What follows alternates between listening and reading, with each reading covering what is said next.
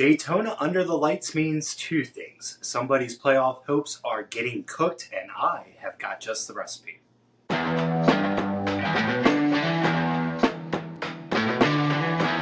Well, hi folks, welcome back to Racin-n-Braisin. I am CJ, a lifelong NASCAR fan and chef. Today we're going to get you ready for the Coke 0400, the Cup Series regular season finale from Daytona. On the menu today, we'll have the news of the week, your weekend schedule with weather, notes, and who to watch, and finally, what I am thinking about cooking up to go along with the race. So let's dive right on into it. Let's start things off with what has caught the biggest buzz this week, and that is the 2026 schedule has been dropped for all three series. The Cup Series, of course, is the one everybody is paying the most attention to. The biggest movers there, North Wilkesboro, is getting a points-paying race, and to replace the All-Star race there at North Wilkesboro, they're going to move it over to Dover. I haven't heard anything positive about that decision. It's going to be a daytime race, it seems like, for Dover. It just doesn't make a bunch of sense to me. Watkins Glen has been moved to Mother's Day weekend in May, so I can go ahead and give you the weather forecast for that weekend. Cold and rainy. Not going to be great for all of those campers. The Roval has survived the schedule yet again. We're also going to get a back-to-back road course run in the summer with San Diego and Sonoma going back-to-back. Aside from that, not much changing for the Cup Series specifically. We are getting a new venue for the Truck Series. Looks like they're going to be teaming up with IndyCar for the St. Pete Grand Prix in March, so that's going to be pretty cool. Little tag team action with trucks and IndyCar. I'm definitely looking forward to that one. Let me know what you guys think about these schedule changes that were announced this week. After 2 decades in the Truck Series, Matt Crafton has announced that he is going to be hanging up the helmet for full-time driving after the 2025 season.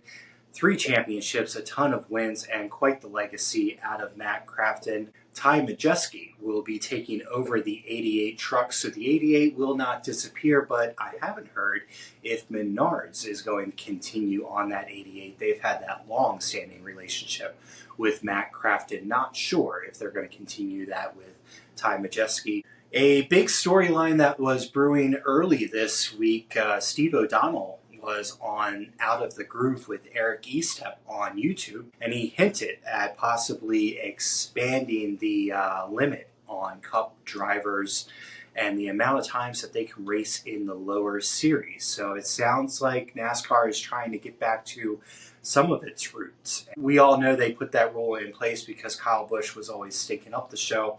But remember, Mark Martin did the same thing back in the 90s, and before my time, I'm sure there were several other drivers stinking up that Grand National Series. But hey, we need that. We need some of the elite drivers to come down into the lower series, because it's kind of like putting that carrot out in front for the rest of the series.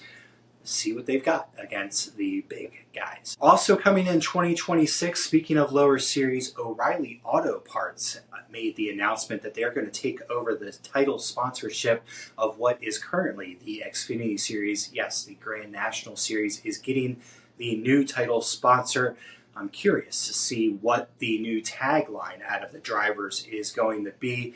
My guess, something along the lines of "Our car was as reliable as O'Reilly Auto Parts," or something to that effect.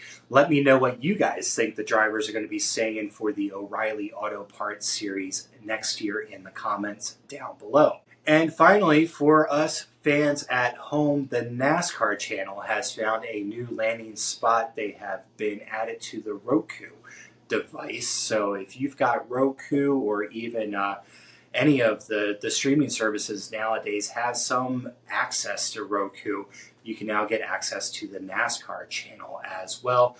Bunch of classic races, current races on replay, and a bunch of shows available to all of us NASCAR fans 24/7. Let's jump in now to the weekend schedule. Xfinity and Cup are going to be at Daytona this week. Remember, super speedway, so there's going to be no practice for either of the series. On Friday, the Cup Series will have their practice 5 p.m. on True TV. The Xfinity race will be at 7:30 on CW. And then Saturday, the big show, the Coke 400, will be at 7:30. I believe green flag 7:55 p.m. for the race. Taking a look at the weather for it, your typical summer Florida weather. Going to be hot, going to be humid. There's about an 80% chance of thunderstorms right around 5 p.m., so shortly before the start of the race. But by the time race time comes around, clearing skies, and we should be able to get everything in as long as there isn't a lengthy delay from a random thunderstorm. Now, the field will be completely full this weekend, a full 40 driver field. There are no double duty drivers jumping down into the Xfinity series. The 4 drivers rounding out the 40 field will include a couple of Xfinity guys. Austin Hill will be in the 33 for RCR. Joey Gates will be driving the 44. We'll also see the return of BJ McLeod in the 78. And we're going to see Casey Mears in the Garage 66. Remember, Casey Mears is slowly grabbing at 500 career starts. So that's why we're hearing that name again. Now, of course, Daytona is known for tight confines, tight drafting, 2x2 racing, and the possibility of the big one for sure. Some quick stats to know as we go into the weekend. Among active drivers, William Byron and Denny Hamlin have 3 wins each.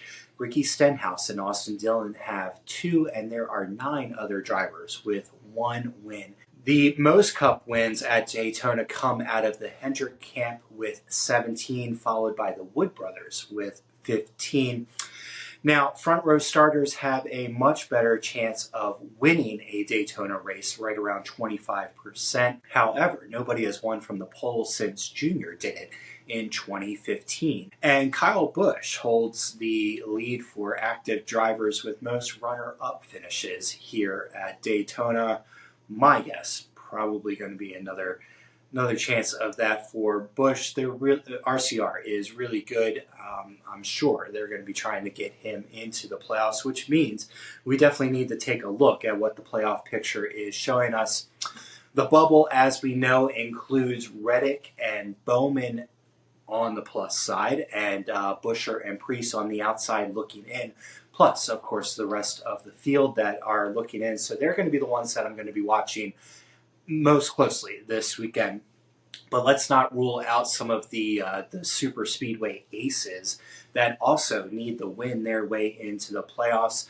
Brad Keselowski, Ricky Stenhouse, AJ Allmendinger is really good on the plate tracks. Michael McDowell, Justin Haley, believe it or not, really good super speedway racer. So those are ones that I'm definitely going to keep an eye on.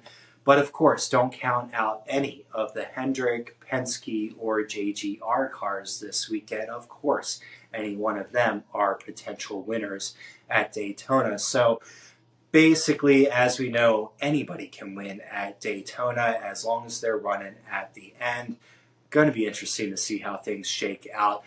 Big possibility, like I mentioned in the last video, that Tyler Reddick could miss the playoffs. It would take an early wreck for him, a great day out of Alex Bowman, and a new winner for that to happen. Chaos could reign supreme this weekend. And finally, when I am thinking Daytona and food, I, of course, am going with coastal vibes. So one of my favorite seafood vibes is crab cakes, but I'm a Baltimore guy, so I have a very specific crab cake that I like to make. However, I'm not going to do that for you this weekend. I'm going to keep it true to that Florida theme and introduce some citrus and some heat into a crab cake. I'm thinking some serrano peppers in the crab cake itself to add some heat, give some great flair to the succulence of the crab meat. And I'm thinking about playing around with some sort of like orange marmalade or blood orange marmalade, something to that effect to balance the heat from the crab cake. Look for a recipe this weekend in the post-race analysis from Daytona on Sunday. So that's your Daytona preview. We covered the news of the week, got you ready for who to watch, what to know, and what the weekend schedule is looking like. If you like what I'm doing around here, be sure to leave a like, subscribe, hit that bell icon. All of that helps me out a ton. I am approaching 100 subscribers and truly appreciate all of your support. I hope you guys enjoy the race this weekend, and I will catch up with you Sunday night with a post-race reaction analysis and, of course, a segment about how my crab cakes worked out. Until then, guys, stay happy.